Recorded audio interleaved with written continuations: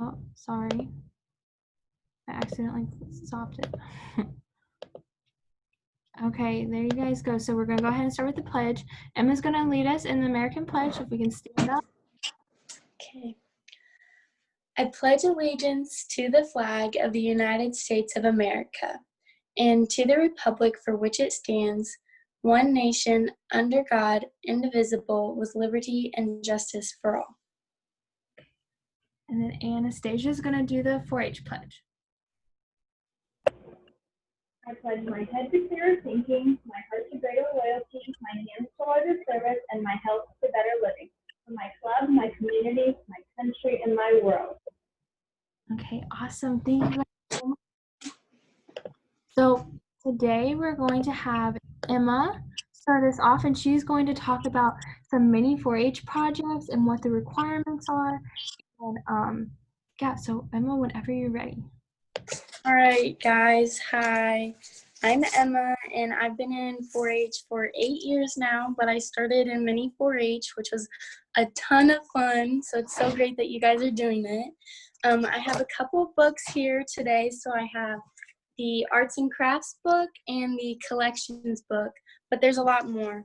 So all of the books, if you open them up, there's a mini 4-Hers page, and it has like the 4-H pledge on it and stuff like that, which you guys should learn because that's great to know now and when you continue in 4-H.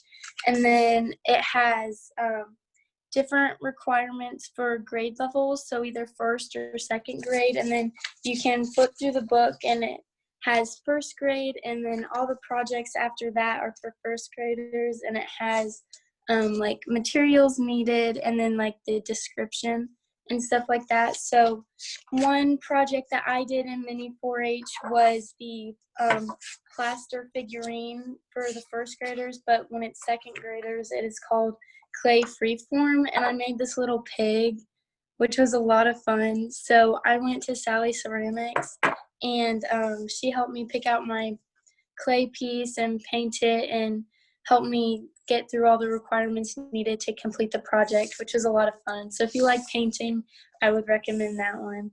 And then there's also the collections book, which has the same thing of the mini 4-Hers page and the pledge and stuff like that.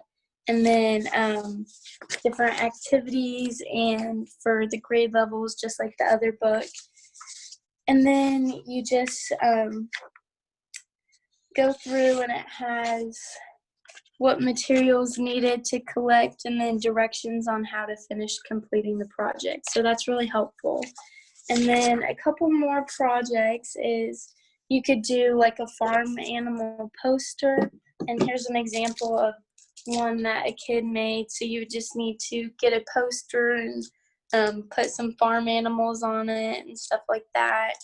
Or you could do a inbox diagram, which I don't know how well you guys can see it, but he or she glued everything to the box and kind of made a diagram of like a farm inside the box and stuff like that, which looks like it would be super fun to make and crafty and stuff like that. And then one other project that I made was this sewing box. So I took a bunch of fabric and put it all over the box and made this sewing box that you could keep materials inside and stuff like that. So it's just empty inside, but then on the outside I got to make my own design and be creative and stuff like that, which is super fun. So Do you guys have any questions for Emma about the projects or what she's done?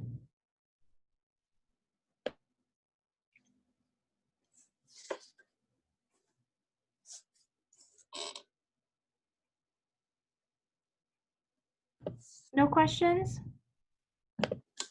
No? Okay. Do you guys all have books for your own? Do you have mini 4-H books at home? Yeah. Oh, I see Juan has an arts and crafts book just like Emma does. Yeah, that's awesome, guys. Do you guys like arts and crafts? Is that one of your favorite projects? Do a lot of you do that one? Yeah, you like being able to be creative and stuff? Yeah, it's super fun, isn't it? Okay, so we're gonna thank Emma so much for coming on. Can we give her a thumbs up? Oh, look at all of them. Okay, and now we're going to learn about farming from the Brock family farm from Katie and her mom, Chris. I think they might be ready. I'll give them a second. Yep. Hi guys, can everybody see me and hear me out in the we're out in the pasture, so our internet service might be a little spotty, but we're here. So good morning. They might talk over me too. Good morning, welcome to Brock Family Farms. We are located in Stylesville, Indiana, so just the south part of Hendricks County. My brother, all of the people in our family were 4-Hers and many 4-Hers as well. So I can definitely say you're in a good program where you're at, kids, and you've got a really good start. But we have cattle and row crops, and you can see the cows here all around me. This is a group. This is a group of mama cows that we have.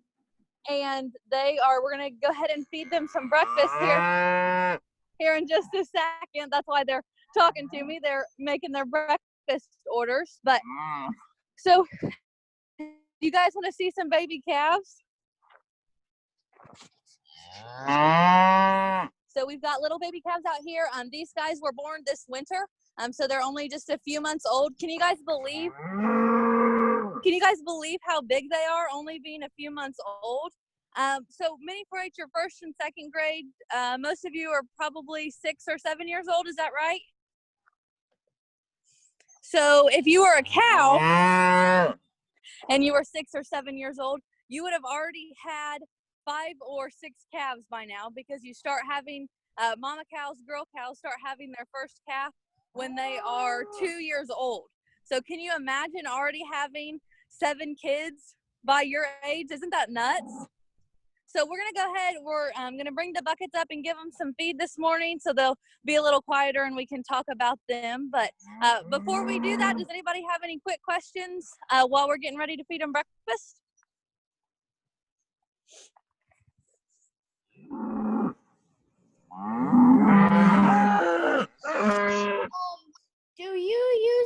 Do you sell the cows as meat too? We sure do. We sell some calves. We sell some calves every year. In beef, we sell them straight to families that want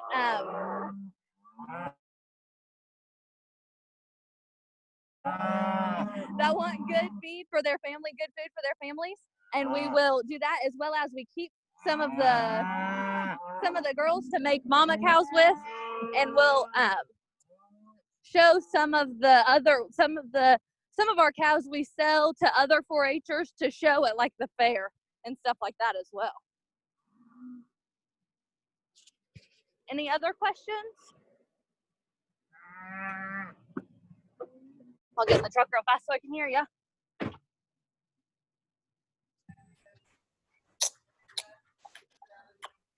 How much does it cost to buy a calf? How much does it cost to buy a calf? Well, depends. Little calves this size would probably be just a couple $100, and then some of the bigger calves will get up to be $1,000 or $2,000. So it's a little bit of an expensive venture. So we are here. We're ready to feed these guys breakfast. They eat in this big concrete bunk, and we'll dump them out. So we'll get a bucket so that they'll start being a little quieter, and then we can talk a little bit more about the cows.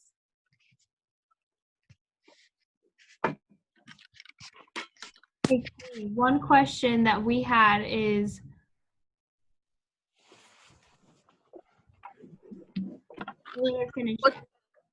so one I'm sorry. asked was, do you give the cows hormones? We sure don't give any cows any of our any extra hormones. We do use antibiotics to keep them safe. We kind of have the same idea as if we were human, or if we're sick, we would go to the doctor and get some antibiotics to get better. So we use the same thing for our cows, but we don't give any added hormones. And that's pretty standard across the beef industry, actually.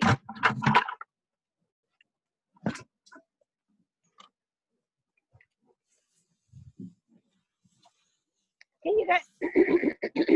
I just gonna see. Can they see the little guys come up to eat? Yeah. All right, so we are almost done feeding these guys breakfast. Does anybody know what is in these buckets or have a good idea what we feed them for breakfast? Corn?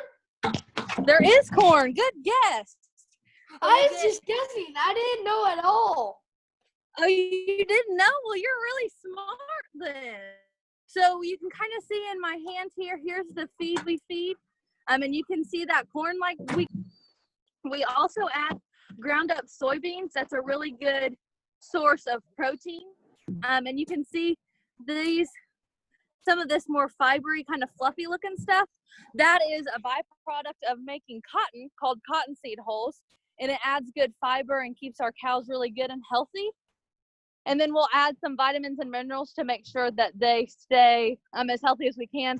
How many of you guys take vitamin in the morning? So we want to make sure, just like you would take your like a gummy or a vitamin in the morning, that we keep our cows just as healthy so they get vitamins and minerals as well in their feed.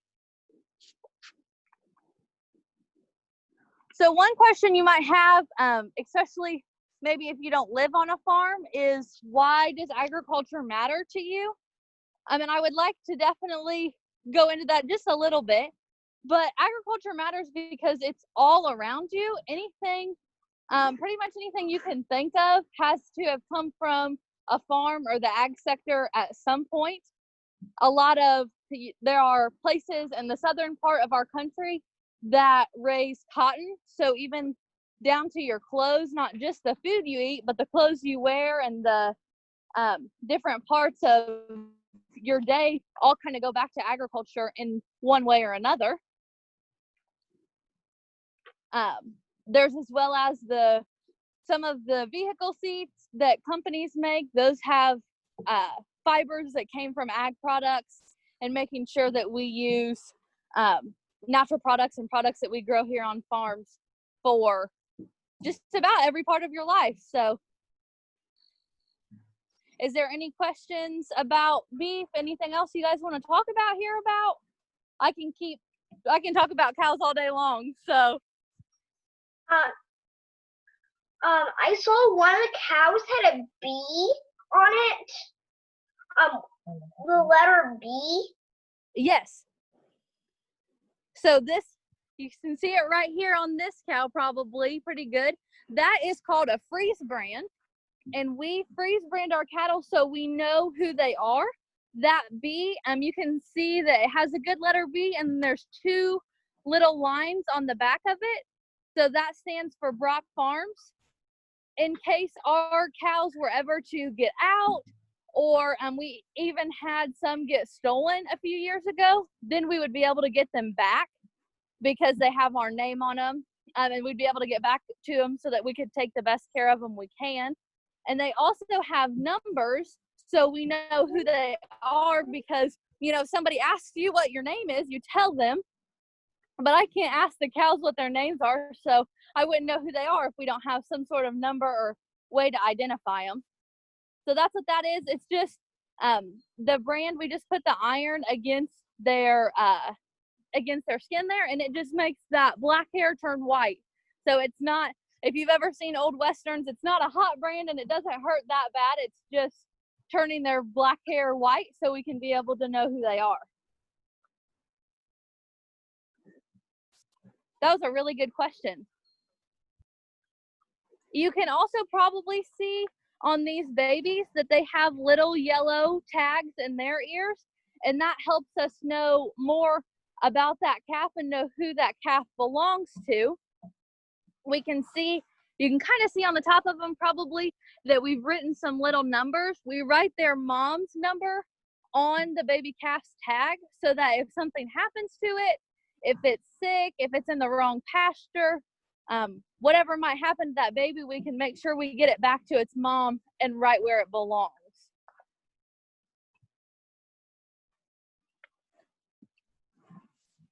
What do the cows eat? Well, they eat this feed that we've got here, but they also have all this really lush grass and clover, and you can see, and especially right here, we've got some clover plants. Cows love clover, so being able to get some of that in the summer. In the winter, they'll eat hay because, of course, you can look out in your yard and probably know there's not a whole lot of grass out there. And then year-round, we have these mineral feeders, and I'll show that to you real fast. This is just called a loose mineral, but it gets all their vitamins and minerals to keep them healthy. Cows, just like us, need certain levels of vitamins and minerals, so we make sure that we get them all the things they need. So this is the mineral, and it's just several different things that keep them healthy and make sure that they get what they need to eat. And this time of year, I don't know if you guys drive around very much, you probably see people going through grass fields and making hay. We've been doing that right now too. We just got our first cutting done and we're moving it up. We keep our hay in this barn here. And I'll show you, we've got big round bales that we feed them. And believe it or not, a group of cows can make it through a round bale pretty quick, even though they're pretty big.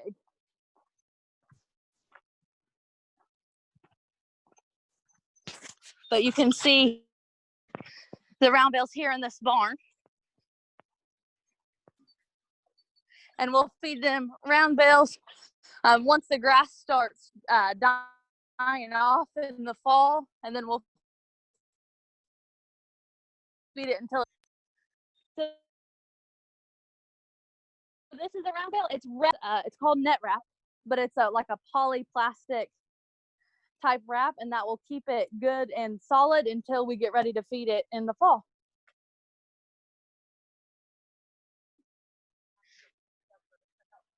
So how do you guys think we move hay bales around?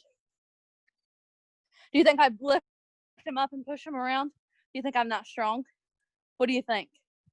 I think you use tractor. You're right, we do use tractors. And here's the tractor I thought use. because we lift our round bales that we buy. Yeah. We buy round bales from a farmer that we know. We buy big round bales for our horses. That we have 2 horses. A few of them you have died, horses? but we No got way. 2.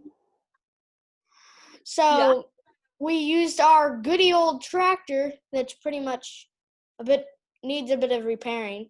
But we use it with the fork attachment, we attach it to the tractor and we lift the hay bales with the fork spike. Just like that one on your tractor. Does it look like that one? A bit bigger. A bit bigger. Well, there you go. Our tractor's a bit smaller though. Smaller, but it has a big bale spike. Yeah. So we've moved this barn, but the year we'll have this whole barn filled up from here over with hay, and then we'll have plenty of good feed to feed our cows over the winter while the grass isn't here. How do you guys think that we move, if we have to move cows around, how do you think we move them around? Do we just put them in the pickup truck with us and let them sit on the seat? No, that's ridiculous. That's ridiculous. You put them in a cattle trailer. We sure do. Not that we've never put a calf in the front of a truck, but it's just been a baby calf, not a big one. So here's our cattle trailer. We keep it back here in the summer so we can get to it easy, but it's got plenty of room, and you can see it's loaded to go to a show. We're leaving for a cattle show this weekend. Finally, we're being able to get back out to cattle shows again. But you can see in the trailer, here's the stock room where they've got plenty of room, and it's bedded so they don't slip around. And then we'll just hook it to a truck and be able to take them and move them anywhere we need to move them to. Does anybody else have any questions about cattle or farming in general? Do you guys want to see some? I know I'm supposed to talk a little bit more about cattle, but do you guys want to see some baby soybeans? Yeah, I'll take you out to, we've got a couple of row crop fields right here. On the row crop side of our farm, which would be what we would talk about, corn, soybeans, wheat, those kind of things are what we call row crops. We've raised corn and soybeans predominantly. And our corn is kind of an interesting thing. We raise, it's called waxy corn. And that's the corn that goes into your like cornbread, corn syrup, starches. Anytime you need cornstarch for anything, that is maybe, if you get it from the same processor we take ours to, it's maybe comes straight from our farm. So this is a higher grade, food safe corn for humans, whereas regular field corn would probably be used more for feeding livestock. But we've got our waxy corn, and we have to take really good care of it and make sure that it's safe for humans to consume. And then on the soybean side, we just raise regular soybeans. There's not really necessarily a food grade type soybean that we raise. But so this is our feed truck, and we'll talk a little bit more about it in just a second. This is my mom. She helps us on the farm. Right now, out on our farm, it's just my parents and my brother and I. The four of us run around and try to get everything done on our farm. When we are hauling hay or when we're feeding hay, we've got what they call a bale bed on our feed truck, and we're able to move those big brown bales to move all of them with clear.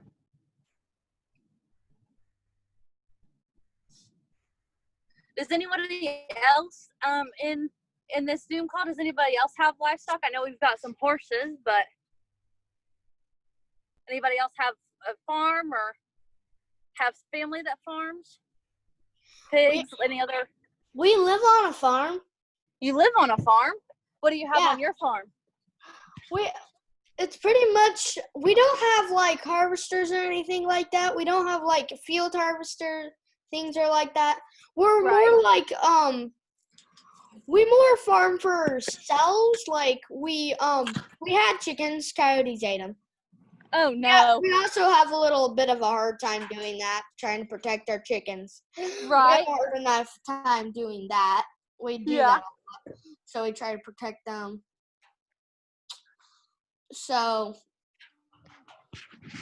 and we have a dog, 2 cats.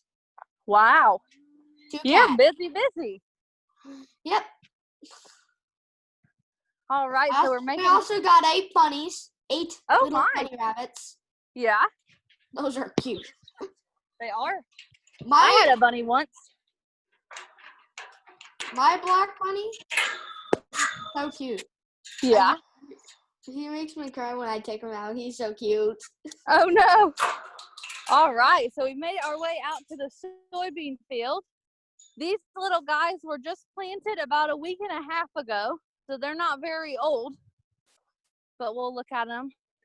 You can see they've just made it a few leaves out of the ground here, but they're planted. You can see, if you look across the field, you can see the rows that our planter runs in. So that's kind of comes from calling them row crops. You get a little bit better of the idea now. But we've got our little soybeans coming up. These are probably, maybe 3 inches tall or so. So they'll grow to be probably waist high about on an adult before they're ready to be harvested, and they'll start putting little pods of soybeans on and make sure that we get, and they'll keep growing and growing, but you can see it's starting to bring, especially on this one, it's starting to, these will be little pods, the little things I've got in my fingers now, those will be pods, and then as the plant grows and grows, it'll start putting little beans in those pods. Does anybody have questions about soybeans?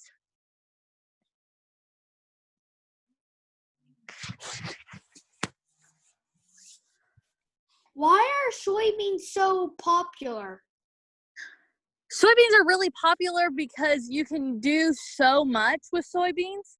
There are Ford, the Ford that makes vehicles. They use soybean fiber to make their seats. There's a lot of soybean, you can use soybean meal to make cattle feed or any kind of livestock feed. And you can just do the soybean itself, and the plant is very versatile, and you can use just about all of it. Yeah, your crayons, a lot of your crayons have soy oil that makes the wax and the crayon stay together. And your books, your storybooks, they have oftentimes are printed with soy ink. So this tiny little plant has a whole lot of potential to make a whole lot of different products. Why is corn so popular? Corn is really Why? popular. Go ahead.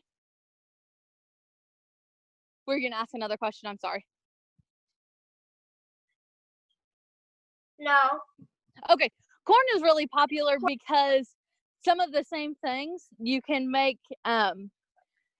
several different products using corn. One of the biggest reasons is, does any of your mom and dad, do you know if their vehicles take what's called E85 as fuel? Or are any of your mom and dad's vehicles flex fuel? If they are, they would take what we call E85 or ethanol. And ethanol is made from a byproduct of processing corn. So being able to use that to fuel up our vehicles and have a little bit cleaner and a little bit more maybe environmentally friendly option than gasoline or diesel for vehicles. So we're starting to see a lot of that, as well as corn itself is pretty versatile. And then right through here, the states of like Illinois, Indiana, Ohio, Iowa, those kind of Midwestern states as you would think about them, that's what the agriculture part of America calls the Corn Belt, because corn grows so well here. That's probably why it's the most popular as well.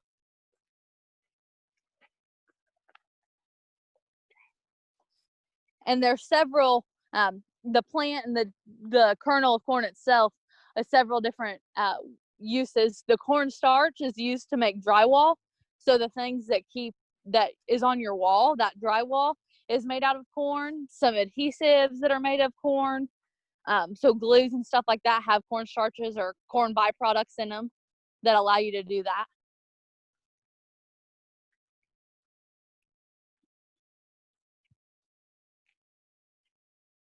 Any other questions about cattle, livestock, agriculture, mini 4-H? I was in mini 4-H too, so many moons ago. I'm guessing that I think I know why farmers do when they do corn one year, they'll do soybeans the other year. I think I know why. I would Because love to. soybeans make the soil good and the corn takes up all that good stuff that the soybeans produce in that field. Yeah, you're pretty close. So a lot of the reason you switch and what you're talking about, that good stuff, soybeans are what's called a legume, and legumes will make their own nitrogen in the field. And nitrogen is really, really, really good for corn and soybeans themselves. It's really good for plants. That's what gets that good green color. So soybeans will make that. Well, when you harvest soybeans, a lot of that nitrogen is left in the field. So then you can put corn in. Corn loves nitrogen. Corn needs nitrogen, and it'll take some of that nitrogen as well. But what does corn give to that option? Corn is a grass plant, and grasses, their root system, so what keeps them in the ground and their roots and how they get their nutrients, will be as tall above ground as they are below ground. So the roots will be as long as the plant is tall, or it has the potential to be. So with soybeans needing those roots, because that's how it gets its nitrogen, the soybeans can use those root tunnels that the corn made and be able to make better nitrogen, get better roots for the corn to come back the next year and take it. They're like trees. Yes. Yep. Trees' roots are as big as they are tall. That's Same true. thing. That's true. And corn, can you think about in like July and August when corn is really, really tall and it has that yellow, what we call a tassel on top? It's 6 feet tall above the ground, so you're thinking it's probably getting pretty close to 6 feet or better below the ground too.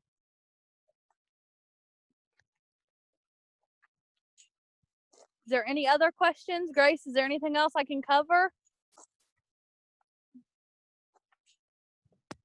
Honestly, no, Katie, I think you're good. I think that if there's no other questions, then yeah, I think that's you've covered everything. Does anyone All right. have any questions?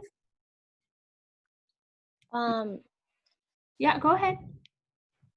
Do you grow anything else at the farm? We'll have hay. I mean, we'll have row crops, but that's about it. Every once in a while, we'll do wheat. But we normally do wheat through here because we need to put tile in, and you harvest wheat in the summer, which is a good time to put tile in that field and help it drain a little better.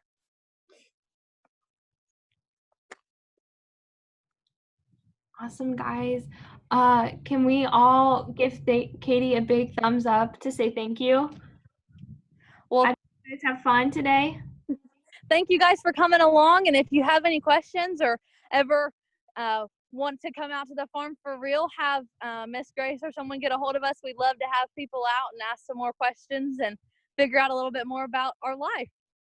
Awesome. Thank you, Katie, so much. Thank you. And so now we're going to have Anastasia come on and do our project about what it is like to plant seeds. Okay. And Anastasia is going to go ahead. She has everything set up. So are you guys all ready for her to get started? Yeah? Okay. Well, here, okay. There she is. Hey, I'm Anastasia. I'm a 4-year member of 4-H, and I am an active member in the gardening. And so pretty okay to do this project. And so I just want to make sure everybody has everything they need. So we're going to need 1 water bottle, a popsicle stick, some soil, seeds of your choice, a little bit of water, and some saran wrap. So if everybody has those, we'll go ahead and get started, and I'll walk us through how we can do our project, okay?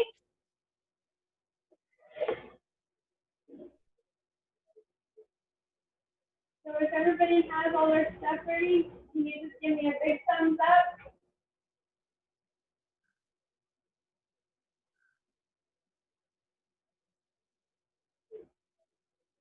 I'd say you're good, Anastasia.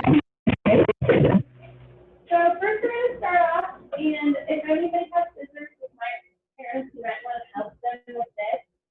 You're going to cut your bottle in half. So it looks like this.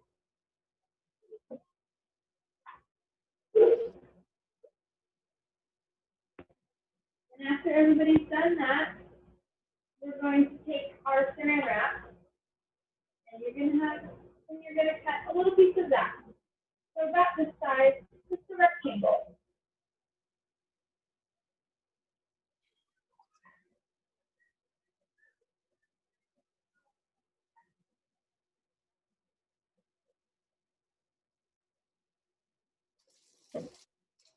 After we do that, we're going to take our saran wrap and we're going to wrap it on this side of the water bottle. Right like so. So that this part where the cap should go is going to be covered with saran wrap.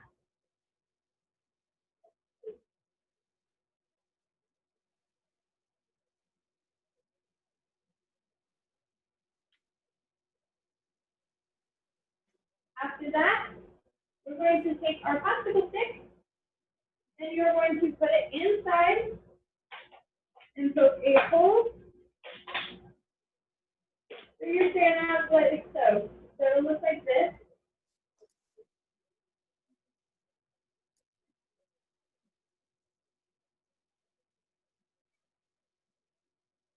And after we do that, we're going to take our water and we're going to pour it in the other half of our cup. So we're going to have water in here, and this is what's going to water our plant for us. So we're not even going to have to water it at all. It'll just water itself.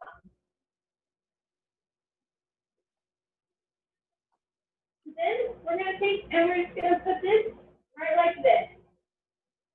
Okay? And the cool thing about this is that the stick is going to suck the water into our soil for us. So that when we put our seeds in there, it's going to water them all by themselves. So now we're just going to take our soil and we're going to put it in the top part of our cup.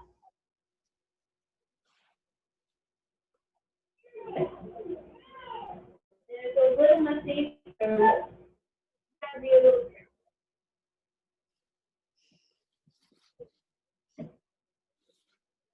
You might want to pat that down, right like so. And then you're going to take your seeds and use your choice. I chose basil because it can help with cooking. You can put it on a lot of different dishes and everything like that.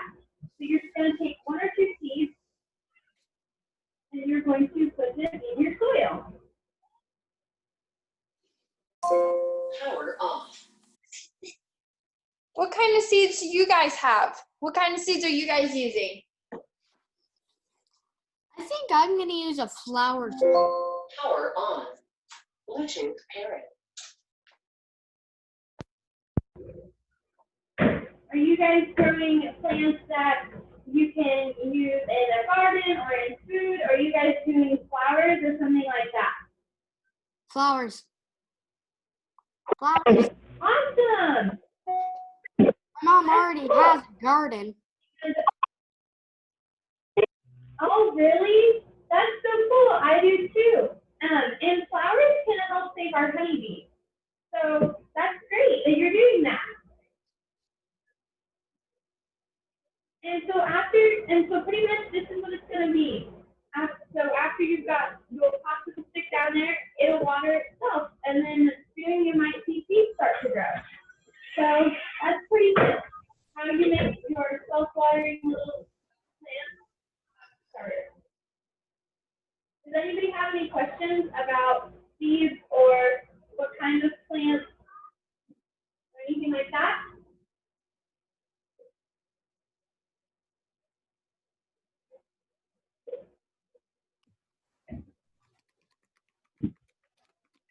No question, guys? No. I do. Okay, go ahead.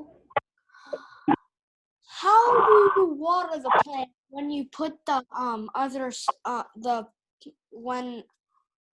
how do you put, do you know the cup half? Back half? How do you put more water in and how much water? You'll just fill it about halfway. So and to fill it up, you'll just take it out right like that. And then you'll go to the sink or wherever your mom or dad says you can. And you'll just put more water in it and then put it right back on. And the stick in it, so the popsicle stick we put in it, is fibrous. And so it will transport the water from the bottom to the top where you're planted. Which is pretty cool, right? Like, science is pretty cool. Does anybody else have any questions about what kind of plants you can plant or anything like that?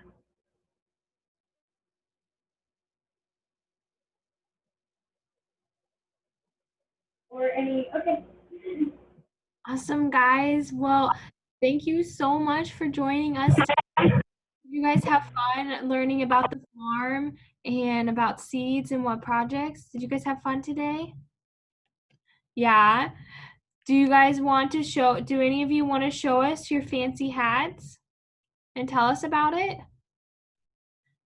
I see so many. They all look so great. I forgot. That's okay. Abby, do you want to talk to us about your hat? Okay, I'll unmute you. Okay, you can go ahead and talk, Abby. This actually isn't my hat. This is my sister's. Mm-hmm. But It looks very cute. we have a business and it's called Floppy Hat Landscaping. Mm-hmm. So this is her hat that she uses for it. That's fun. Does anyone else want to talk about their hat? No? Okay. Okay, guys. So tomorrow we're going, oh, go ahead. I'll unmute you. Tell us about, oh, oops. There you go. I have a 4-H hat. Do you want to read it? I'm their leader. Which way do they go? Which way do they go? I love that. I've seen you've been wearing a lot of different hats today. You have a lot of crazy hats, don't you? A whole bin full.